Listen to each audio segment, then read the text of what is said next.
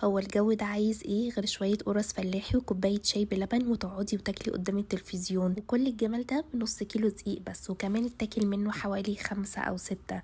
بصوا قد ايه هي هشة من جوه وطرية وريحتها السمنة البلدي. ولو انتي أول مرة تعمليها هاتي نص كيلو دقيق وتعالي أقولك على المقادير المظبوطة اللي تطلعلك قرص فلاحي من الآخر. هتجيبي بقى بولة وتحطي فيها كوباية لبن تكون دافية، يعني دفيها الأول، بعد كده انزلي بيها، بعد كده كوباية زبادي عادية، زبادي بلدي، زبادي شركات حسب المتوفر عندك. هتنزلي بقى برشة بسيطة من بيكنج باودر وكيس من الخميرة. لو الخميرة انتي اول مرة تستعمليها حاولي ان انتي تسيبيها تفور، لو انتي بتستعمليها قبل كده اشتغلي على طول، ومعلقتين كبار من السكر وقلبي بقى. وبعد كده انزلي بنص كوباية زبدة على زيت ونص كيلو من الدقيق ورشة من الملح بسيطة، وقلبي بقى وعجيني كويس جدا.